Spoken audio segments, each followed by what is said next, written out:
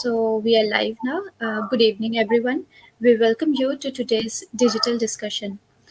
Today's session is a part of our larger project called Forced Migration under TMYS Review, March 2022, that is up and running in collaboration with Global South Colloquium, University of Victoria. Under the theme of forced migration, we are currently calling for submissions in the form of essays, stories, and poems. And to know more about the submission guidelines and the project architecture, please visit www.tellmeyourstory.biz. Having said that, this evening I consider myself very privileged to be in the company of our esteemed panelists. Today's session is on pandemic and the national exodus, and to share their views with us. Today we have with us Dr. Arup Mitra, Dr. Archana Patnaik, and Dr. Kota Neelima. They are all experts in this area with many years of professional and academic experience. But before plunging headlong into the discussion, I would like to take a moment to introduce our panelists to our audience here tonight. Dr. Arup Mitra is Professor of Economics at the Institute of Economic Growth, Delhi. He was Professor and Dean at South Asian University and the Director General at NILERD, formerly IAMR GOI. His research interest includes development economics, urban issues, labor and welfare, corruption, industrial growth and productivity, services sector, and gender inequality. He was awarded by the Indian Econometric Society Mahalanobis Memorial Gold Medal for his outstanding contribution to quantitative economics. His book on inclusive growth, employment, and well-being, published by Springer, has received Professor Esa Sen Best Book Award 2019. His recent book on urban headway and upward mobility 2020 is published by the Cambridge University Press. Our second speaker for today is Dr. Archana Patnaik. Dr. Patnaik works at Department of Humanities and Social Sciences, IIT Kharagpur. She is trained in sociology and has pursued her PhD through NWO Fellowship from Rural Sociology, Wageningen University, the Netherlands. She is engaged with research on smart cities, cultural commons, and food. Recently, she has worked on ICSSR project Gendering the Smart City Migrant Women Experiences. She is also interested in potential collaborations across different disciplines in allied areas. Last but not the least, our third speaker for the day is Dr. Kota Neelima.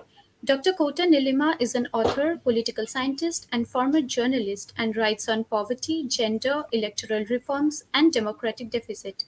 Dr. Neelima was a Senior Research Fellow, SAIS, Johns Hopkins University, Washington, D.C., and an alumna of Jawaharlal Nehru University and the University of Delhi.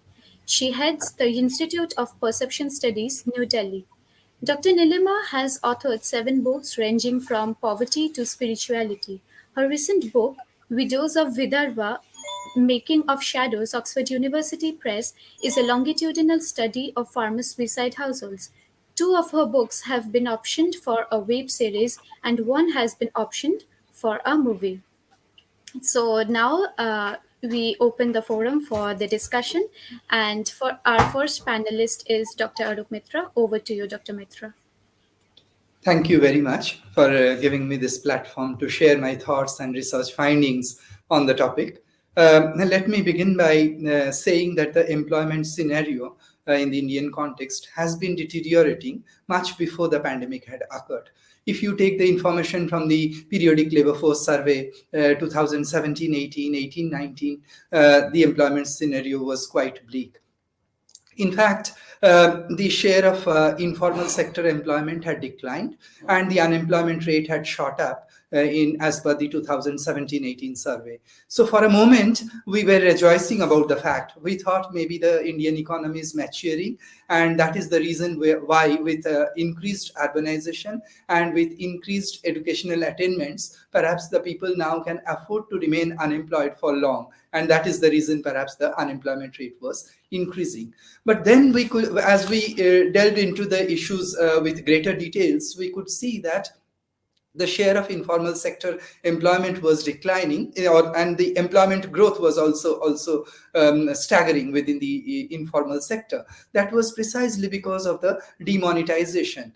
Yes, we do understand corruption is bad for the economy, but at the same time, the withdrawal of resources from the economy had caused a great deceleration in the sources of livelihood.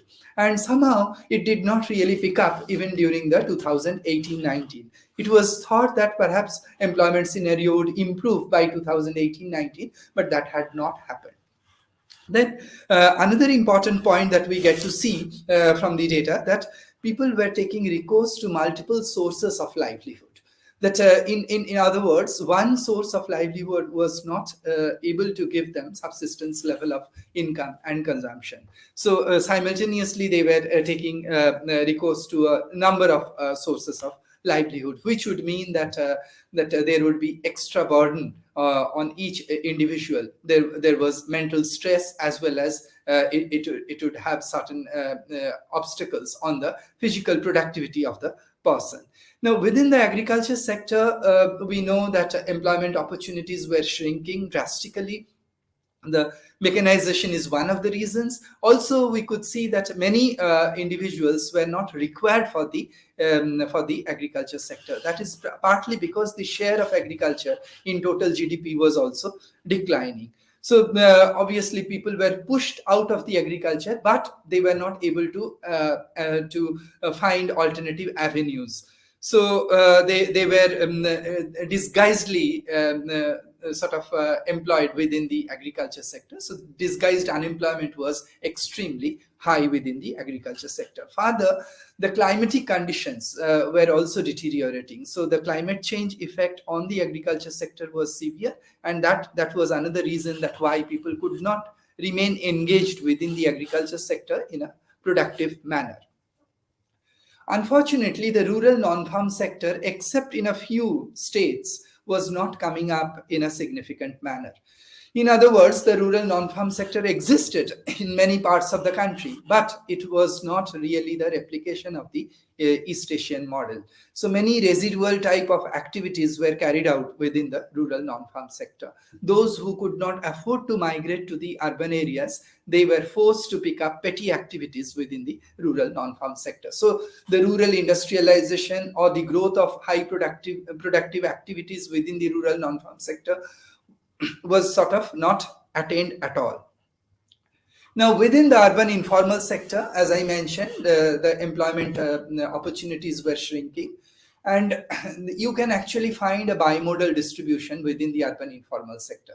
Some of the activities were quite at par with the organized activities, but a very large chunk of the urban informal sector activities were characterized by low productivity and low earnings. But even those opportunities were also shrinking drastically. Now, given this scenario, the pandemic occurred. Now, in 2019-20 periodic labor force survey, if you come to the fourth quarter means the April to June of 2020, which exactly matches with the pandemic and the lockdown period, you would notice that the labor force participation rate declined drastically. The workforce participation rate sort of fell unimaginably. And the unemployment rate had shot up in most of the states, both for the males and the females, and more so in the case of females. In fact, the unemployment rate in the urban areas had become almost in two-digit figures.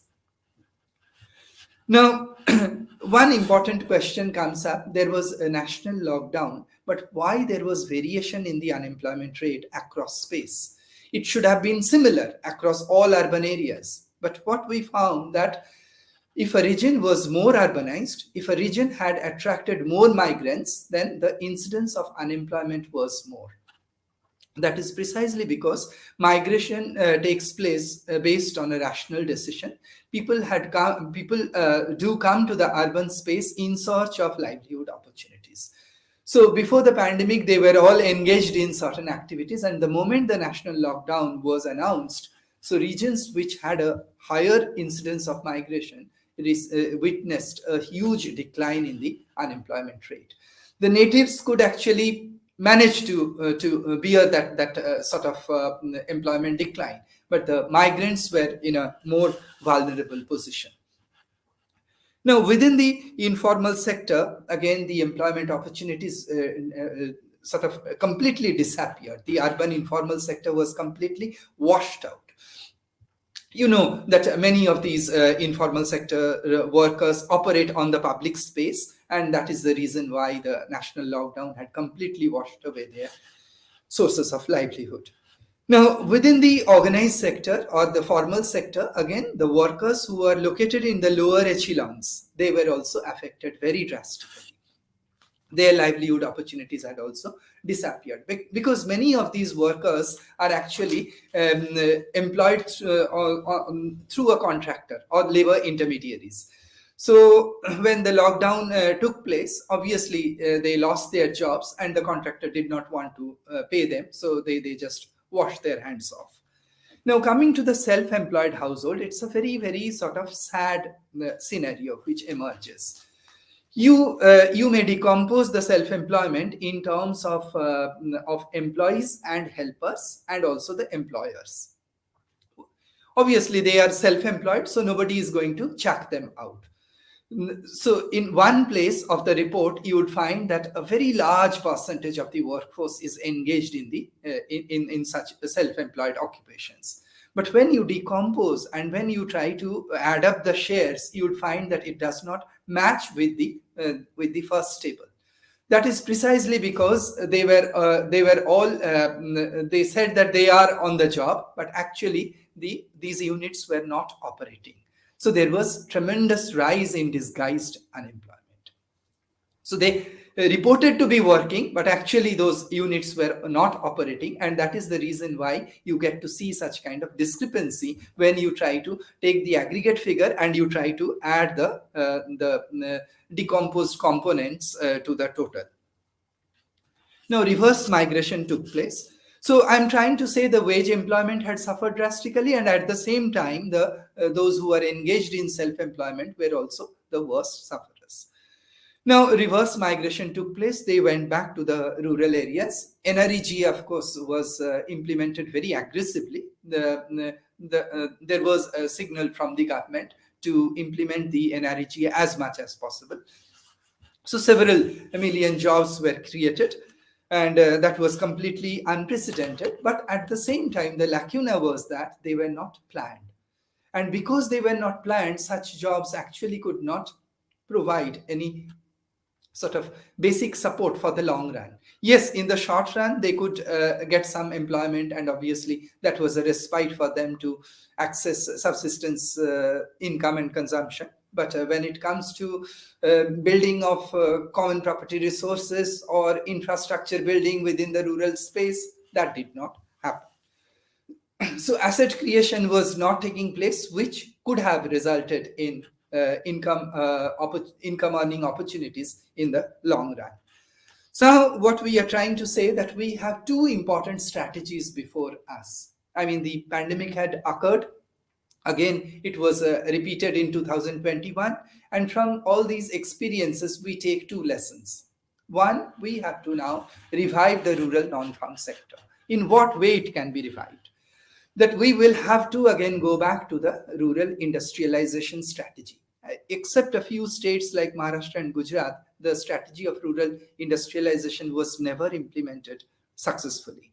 So now it is time to see that in what way and which specific industries can be located in the rural space, so that it adds to value addition, and at the same time it provides alternative employment opportunities, particularly to the rural population and those who have been pushed out of the agriculture sector, or who can be sort of shifted from the agriculture sector. Now, in this context, again, I'm reminded of the credit assistance, marketing assistance, input supplies, information accessibility. So all these support mechanisms are very important. Secondly, it is also high time for us to think about the urban informal sector. We do understand that the urban informal sector is highly heterogeneous in nature. So it is very difficult to recommend a single strategy for this highly heterogeneous labor market. Nevertheless, some of us have been arguing in favor of an urban employment guarantee program, like your rural employment guarantee program. Of course, this cannot be implemented in all the sectors within the urban domain, particularly in construction, etc. Perhaps it can be implemented. But then for trade, for services, we will have to take recourse to certain alternative ways, that in what way the minimum wage legislation can be implemented for the informal sector workers, in what way sharing of public space uh, to run their livelihood can be allowed. And again, the support mechanisms in terms of credit, marketing, input supplies, information accessibility become quite pertinent. We have been observing that business subcontracting takes place. So there is enough interlinkages between the formal sector and the informal sector. But such subcontracting takes place only through the intermediaries. So you have labor contractors, you also have business contractors. And these intermediaries tend to exploit the workers to the maximum possible extent. And during the pandemic, we have seen that there have been a major crisis, partly because of this exploitative role played by the labor intermediaries and the business intermediaries. So, in what way their roles can be controlled, and in what way the employment opportunities and the earnings can be improved, is an important question before us. I will stop here. Thank you. Thank you very much, Dr. Mitra, for those informative points, because we got to know about what disguised unemployment is and how the pandemic has hit different sectors and different professional sectors, and how unemployment is a crisis, is a concern that needs to be addressed at the earliest. Having said that, we now move on to our next speaker, Dr. Archana Patnaik. Over to you, Dr. Patnaik. Thank you, Somi. And first, I would like to thank TMYS Review and the Global South Colloquium University of Victoria for giving me this opportunity to reflect on my ideas on pandemic and national exodus. I'll be talking more on the issues of identity and stigmatization today, and having a great, talk earlier by Dr. Arup Mitra, who had already given us an idea about the economic condition. I would be taking it a little further in a different direction, focusing more on the sociological aspects of this pandemic.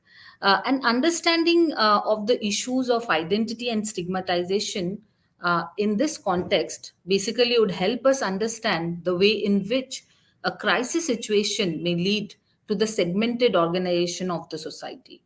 So, COVID-19 pandemic caught the world off guard and pushed it into a whirlpool of unprecedented crisis which had social, economic, and political consequences for people. And it was not only in India, but across nations and all over the world that the socio-economic conditions were hampered because of the pandemic.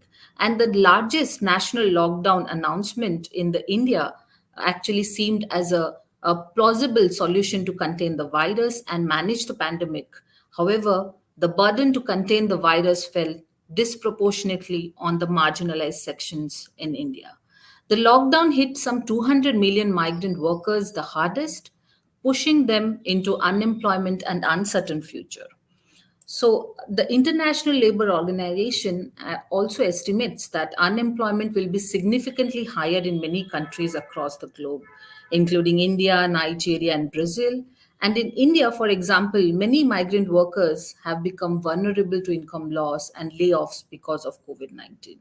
And according to the World Bank report, within few days of COVID-19 outbreak, around 50,000 to 60,000 Indian migrant workers moved from urban to rural areas to their hometown and villages, bearing the maximum brunt of the lockdown with no means to gain their economic freedom and food security. According to the National Sample Survey and the Indian Human Development Survey, the migrant laborers are mainly from rural areas and come from very poor background. They move out to different parts of the country in search of jobs to sustain their family. States with disproportionately high number of out migrants are Uttar Pradesh and Bihar in the Indian context, and other migrant sending states are Andhra Pradesh, Chhattisgarh, Tamil Nadu, Jharkhand, Uttarakhand, and Jammu and Kashmir, even Orissa. Mumbai, Delhi, and Kolkata are the largest destination cities for internal migrants. And looking at this scenario, you'd find that almost all states witness some or the other form of migrant laborer in different ways. So, in census, or if we take the census of India, then it actually described a person as a migrant when he or she is at a different place than his or her place of birth or place of last residence. This migrant identity made them to be perceived as different or otherized or as others. So this othering basically involves power relation, which is based on hierarchy between us and them. And the society started differentiating between the migrant workers and themselves. And here, them or the migrants were seen as others through negative stereotyping and discourses. Labeled as the greatest exodus since India's partition of 1947, this section had to witness a world that was unkind and stratified. The stratification was visible when the first lockdown was implemented in India, where the host city members or the locals regarded the migrant workers as others. This process of othering resulted in discrimination, marginalization, and decreased opportunities. The otherness is important for understanding how identities are formed, and that is why emphasizing on this process will help us understand the phenomena to a greater extent. As Bauman explained, identities are set up as dichotomies. For example, woman is the other of man, animal is the other of human, stranger is the other of native. So it is through the other that one sees and defines self. Thus, narratives were framed around migrants as virus carriers and as others. This not only made them vulnerable and exploited in the urban centers, but also in their villages upon their arrival. They were seen as others even in the place of birth or their last residence.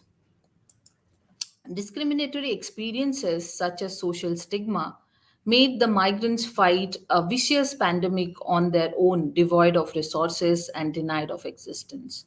And through stigmatization, stigmatizers maintained inequality through power differential, preserving most important resources for themselves, exploiting the stigmatized to preserve their purpose, and emphasizing control over them by practicing derogatory behavior against them.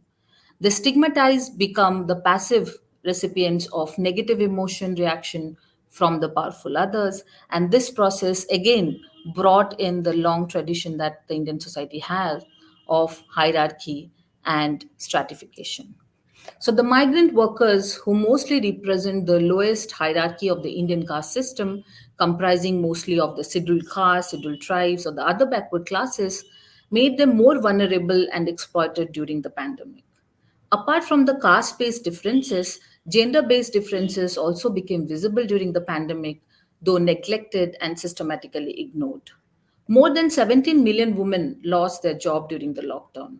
According to an UNDP report, women incomes during the pandemic were halved, and 56% of them suggested an increase in unpaid care work and severity of domestic violence increase during the lockdown. So, women had to suffer on social, economic, and health grounds. Studies also reflect on how pregnant migrant women suffered the most during their return journey. Some of them even giving birth in trains, buses, and in unreachable places. Women who had some control over their bodies through abortion rights in India basically lost control of their bodies, lacking access to essential services such as abortion and contraceptive. Further, limited reach to the digital services and online education has pushed them again into the perils of illiteracy and shattered their dreams of upward mobility, affecting mostly the girl child and the women of the migrant working communities. So the migrant women who mostly engage in the informal sector like domestic work, home-based work, informal manufacturing or construction work were further vulnerable to exploitative working condition and gender-based violence. And being situated in an unequal gender, class, and caste hierarchy, the working class women have found it difficult to cope and sustain socioeconomically during the lockdown. This section witnessed falling into the poverty, hunger, illness, homelessness, and social stigma during the pandemic. They are the governed whose voices were absent in the mainstream. So, India, with huge internal migration flows, must prepare itself for similar crisis. And as suggested by the United Nations Development Programme, if we want to overcome similar crises in future, then we have to ensure four relevant dimensions, like ensuring food security and cash assistance, providing government health insurance, and protection against domestic violence to women. And it is when then probably we can probably come up with solutions to such stigmatization and also break through the stratification that already exists in the Indian society. Thank you.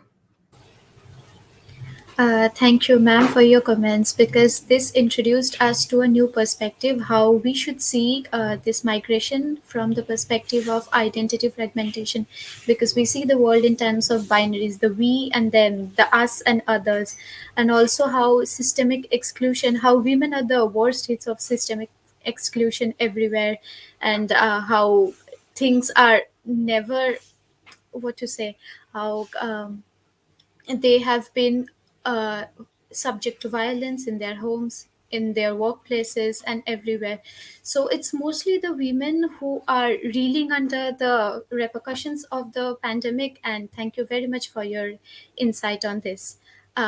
So, moving on to a third speaker, Dr. Neelima, it's over to you. Thank you, Soumi.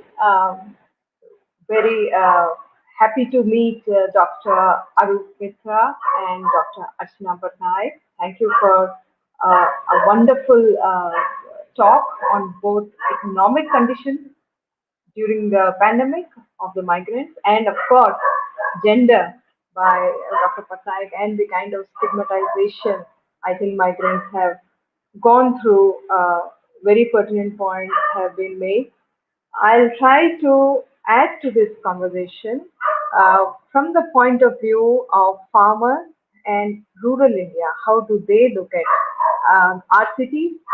How do they look at the workplaces where they go to work, where they go to find work, and also focus later on, if we get time during questions, on some of the farmer suicides or the suicides which had happened in case of migrant workers who had gone back to their villages. I'd like to also focus on the condition of the households where the migrant workers had gone from the villages and what kind of change they had seen over a period of time, both financial, social, as well as psychological, when a member of their family was working as a migrant labor in the urban areas. But first, let me just make few points. I think migration is an important part of making history of mankind. Human movement in search of survival for better sustenance has been the reason for the discovery of the world, the country, culture. I think every one of us, everyone out there is a migrant in some way or the other. Every human being, in fact, is a migrant, some more than others, some more recently, and some more aware than others. There are several aspects to migration in India which had come out and made headlines, perhaps for the first time, due to the pandemic. According to the government response in Rajya Sabha, 1.14, that is 1.14 crore migrants had found their way back home due to the lockdowns and the subsequent rules, which led to, of course, loss of their livelihood. That's the number which was on the roads, walking in the trains and in the buses where they could find them, making their way back. Um, it's also important to remember that once the decisions were made, um, the idea of or the or the issue of the migrant came as a second thought. It was not the primary focus, and if we as a nation don't want to face crisis of this nature again, perhaps the focus should be on the lowest and the most vulnerable sections, like the migrants, in when announcements of this scale are made. So, for instance, Shramik special trains, if you remember, they were pressed into service a little later when it was discovered that migrants were unable to make their way home. By then, thousands of migrants in major cities like Delhi, Bombay, and other places had been already waiting in small bus depots, which were in no way, in no match uh, to take in this kind of numbers. They were standing there mostly, being patrolled by police. In case of Delhi, just few kilometers away from where these policy decisions were being taken on an hourly basis without actually addressing this large, very large section and segment of the country waiting just a few kilometers away to be seen, to be visible. According to some, no, according to the government report, 97 people had died in these Shramik trains. Primarily, if you remember, those narratives were of lack of food, lack of water, even, and of course, overcrowding. So, this was a matter of mismanagement. 906 migrants on the whole had lost their lives making their way home after the lockdown announcement was made. Just give, and these are official figures. I'm assuming there are unreported numbers which we do not have. But I guess among all those deaths, I mean, every single death must be remembered. But the 16 who had died on their way home walking on the tracks in towards Madhya Pradesh, 16 including children, and those images of the food, their food which they were carrying with them, covered in their blood. I think those are the photographs which we will never forget. In that way, I guess uh, there is a reason, and I think this nation and every researcher owes a little bit of time and research to make sure that this does not happen again. Um, According to the these are the figures which had come out. If you do correct me if I'm wrong, but I think every state government, no state government at that time had a conclusive figure about how many migrants were outgoing, incoming, what were the destination states, how much, what was the condition. So once all this was done, once all the migrants have struggled to reach home, the governments have come out with a figure that is Delhi, in just Delhi, from just Delhi, 8 lakh migrants in the first 4 weeks, 8 lakh migrants had made their back home under extremely difficult conditions. Now, the question that all this begs is why did they have to suffer so much? And of course, everything arises from that, but fundamentally the why. And I would like to connect that to my research in rural India and on pharmacy side that migrants are invisible, just as the farmers are, just as the farmer suicide is, are, and just as rural distress is.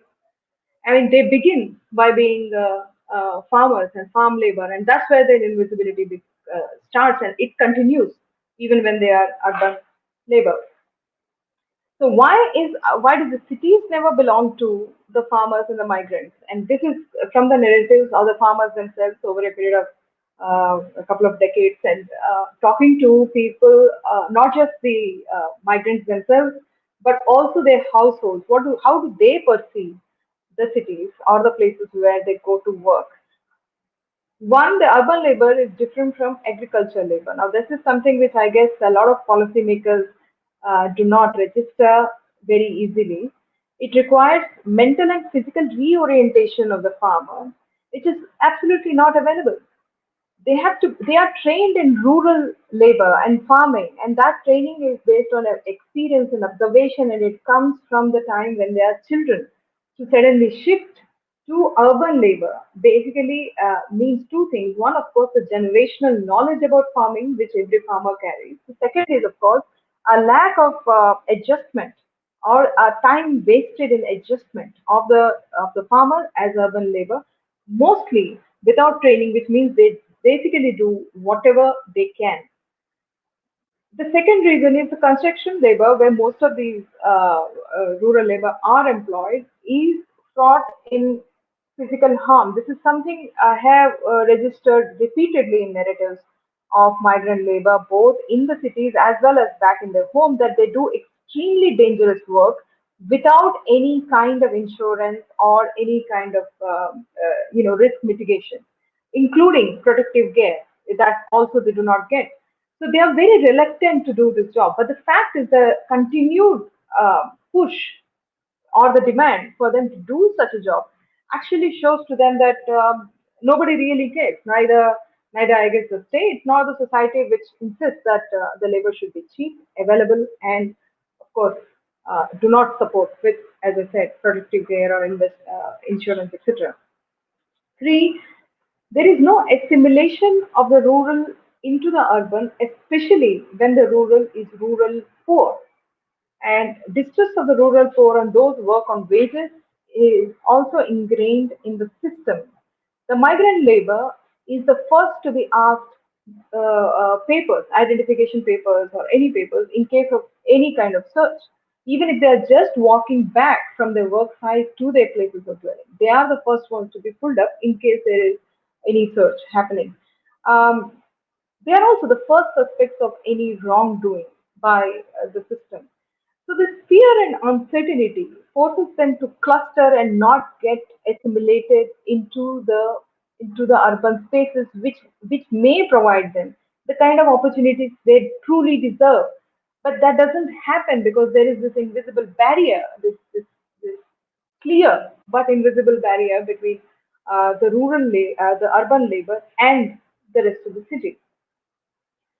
Financially, also, the earnings from urban labor do not help in the family back in the villages to move above their conditions. It doesn't lead to, as Dr. Mitra was saying, it doesn't lead to asset building or those meaningful uh, measures through which a family can actually graduate to a position of less distress than they were when they went out to work as migrant labor. Now, I'd like to speak briefly about farmer suicides among migrant labor. One of the prominent sentiments which I have been able to record is a sense of failure. A sense of failure which is connected with not just a performance of their work and a failure, but actually it also includes the pressure or the responsibility of not caring for their families, and therefore the farmer or the farm labor or the rural Indian, in fact, is traveling from one distress to another. The migration is simply a matter of relocating the rural Indian from rural distress to urban distress, and that is something which one records regularly from the household. To give you one example, on an average, a food grain crop or a cash crop per acre, cost of production for the family would be around, I mean, the best case scenario would be around 10,000 rupees. At the same time, the MSP or even if the market crop sold would be not more than 8,000 per acre. So there is a consistent loss making, and that's something which weighs very heavily on these people. I just got a message from Soumi saying that we are running out of time. I'd like to go back to some of the issues which I wanted to highlight, perhaps in the question answer. Just wanted to take a different conclude on this. That just wanted to take a different view from the conservative policymakers who believe that the urban spaces are the aspirational spaces. Urban spaces are where the dreams come true, but actually the rural spaces are also very aspirational. They struggle very hard to improve their lot, and it is their failure which is a bigger distress than any of the distress which we have been able to register in numbers or statistics. And this is what they do not, the aspirations of the urban area, I mean, cities, somehow do not seem to match that of the simple dreams of the rural Indian. Thank you. Thank you, ma'am. As you talked about the lack of visibility and social recognition when it comes to the migrant laborers and mostly the farmers, and you also reminded us of the unthinkable horror and apathy that they were met with in the first half of 2020 or even through 2021. So, after this discussion, we would now move on to the question and answer session. Dr. Mitra has addressed the issue of migration post pandemic from an economical perspective. But my first question to you is that laborers who were forced to migrate from their workplaces have been categorized as migrant and were met with great apathy, condescension, as if they were the only potential transmitters of the virus. And does this underpin the power relations and the social hierarchy and how class plays an important role in every society? And this would be my first question to you.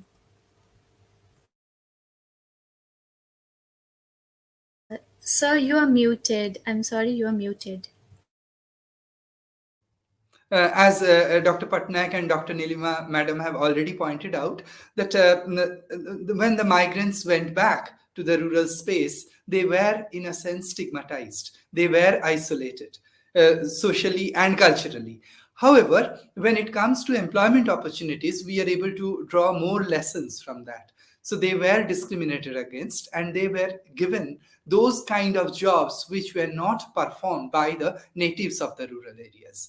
The same field was being had to be shared between the migrant brother and the native brother. So now the migrant brother is a parasite, as far within the same household. So he was obviously pushed out, and he had to look for a job within that NREGA domain. So NREGA domain was, as I mentioned, was pursued very haphazardly and without any perspective and without any objective. So they were at the lowest echelons of the employment ladder, I would say. So anything that is available, they were asked to pick up, and any kind of activity they were asked to pursue. So it was almost, when I was trying to do some qualitative surveys over the phone through my certain common acquaintances, I could see that they were sometimes just digging holes and filling them in. So that kind of meaningless jobs were pursued, but nevertheless, it added to their subsistence level of income, and that is the reason they were pursuing such kind of activities. So you can actually see that from typical economic point of view, there was a class created. Even when they went back to their families, within the family, you could see certain segregation. You could see certain isolation. Yes, sir. And my next question to you has to be while the displacement of the migrant laborers gained the attention of media, and quite rightly so, uh, what what has the society, what has the state, the government has done to improve the living conditions of the migrant laborers? And alternatively, another question to you is that how have the white collar professionals shaped their lives post their pandemic, be it that work from home scenario? How have they adapted to this change after the Yes. pandemic?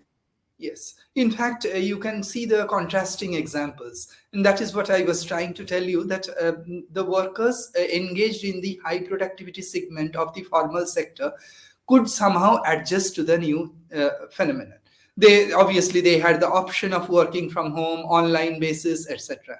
So the income loss for these workers were could be minimized. I'm not saying that organized sector workers did not suffer any livelihood loss. There were many workers, particularly the courier boys and many other workers employed in the relatively lower echelons had suffered tremendous losses. But within the informal sector, we are able to see that the migrants had suffered such losses which cannot be described in words. And even when, as I mentioned, even when they went back to the rural areas, they did not find a productive job. Now, the adjustment of the migrants in terms of the new changes could not take place even after the lockdown was lifted. Some of them could come back to the cities, they could find their jobs in the construction sector, but still the stigmatization, etc., continued. And in this manner, you would find that the consumption levels had gone down tremendously, and there was an increase in the incidence of poverty. Though we do not have enough figures to prove this, but the qualitative surveys and some primary surveys which have been conducted, they do show that there has been a rise in the incidence of poverty, particularly among the migrant households. They have been contributing to their rural households through their remittances, etc. But all that has now come to a standstill. And even after they have come back to the urban space, still there are a lot of loopholes in the system, and the mitigation strategies have not been enough. Now, migrants within the urban space during the lockdown were sort of treated very badly. In fact, there was not enough for them as far as the housing conditions are concerned. That is the reason when the occupational code, you perhaps know about this labor reforms that people are talking about. So most of these central government regulations have been condensed into four components: the wage component, occupational hazard codes, etc. So in the occupational hazard code, you get to see that they are saying that the migrants henceforth will have to be provided with the travel allowance by the employers, and also the housing conditions should be improved. Now, in what way this is going to be implemented is a very important question. At least we are happy that the government has recognized the problem, and the government has made a regulation now that the employers will have to pay for their travel allowance and have to provide them shelter if the monthly income of the employee is less than 18,000 rupees. So in principle, okay, at least we have some silver lining, but in what way it is going to be implemented is a very, very important concern. Thank you for your comments, sir. My next questions are to Dr. Patnaik, and you have already addressed the pandemic and the issues, repercussions of the pandemic from the perspective of gender. In the popular narratives of the pandemic that we have been coming across since the beginning of 2020, much remains left to be said about the issues of women and how they have suffered post the pandemic, because whenever we see it's how men are suffering, how men have lost their jobs, and so it's all about men and men. So could you address this issue from an economic vantage point? I mean, how the loss of employment means the loss of freedom and independence for a woman. Yeah. Yes, thank you, Somi. In India, basically, the status of women is often linked with the socioeconomic development. And we cannot address this question considering women as a homogeneous category, because caste, class, and religion play an important role in determining the status of women in society.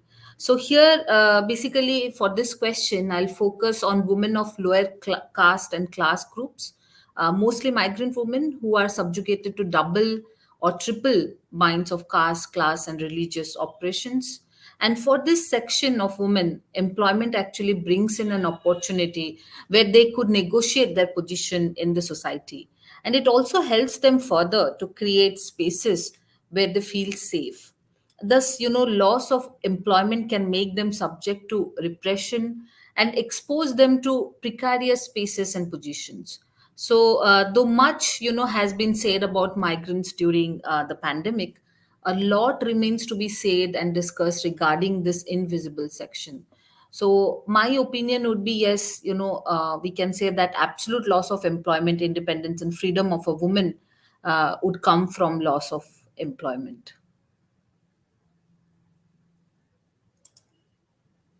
Yes, ma'am, definitely. And another question that I want to ask you is that men who used to walk away from their town or city, or at least used to leave their homes every day in the morning, are now cooped up in their houses for months and almost years on end. So, how has this added to the burden of homemakers who have always been living in the home? So, how has this added to their responsibilities, and how are they adapting to this sudden change, this migration that men have undergone?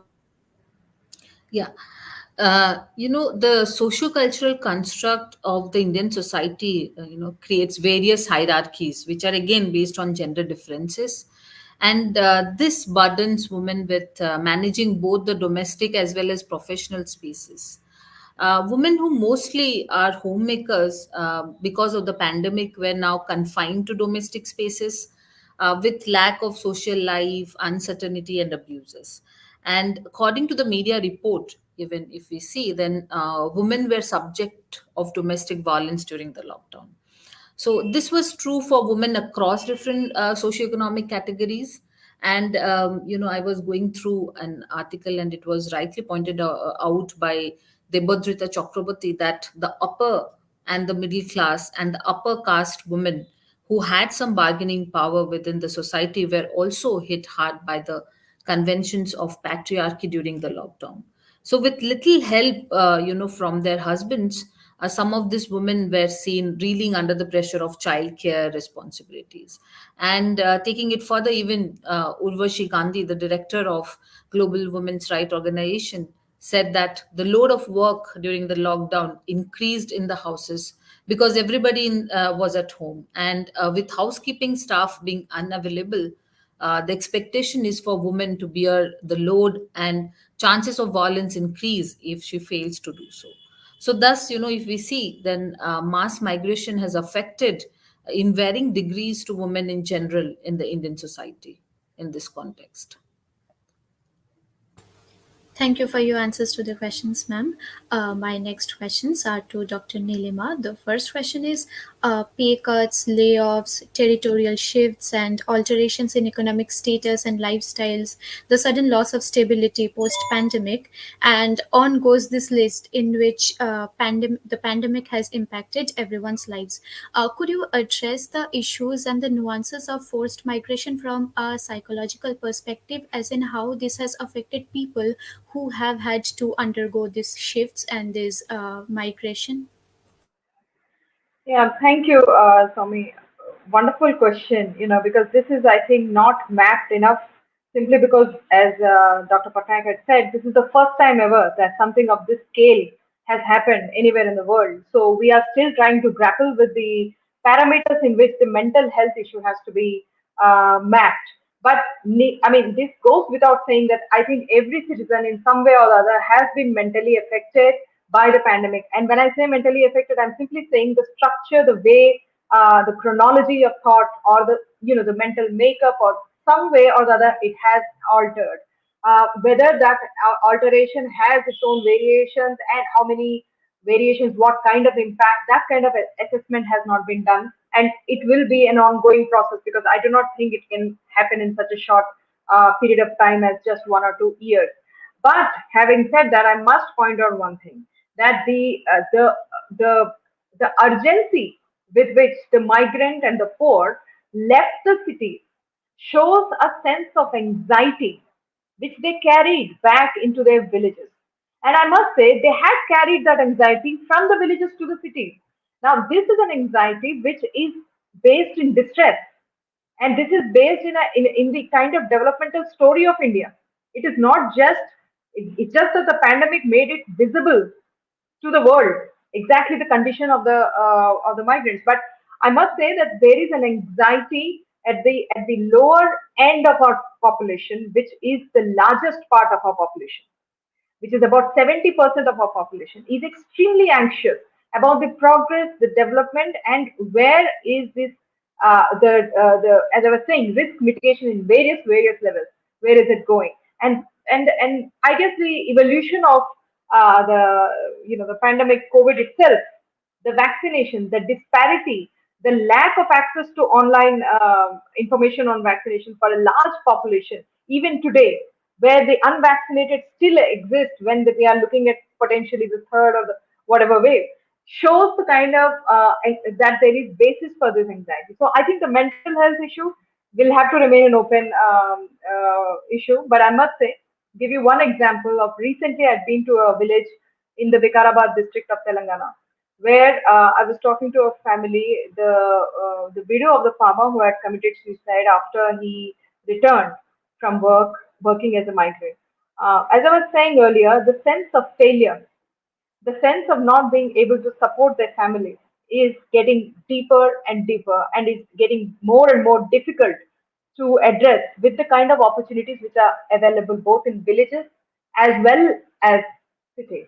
And of course, the women face the brunt of all this.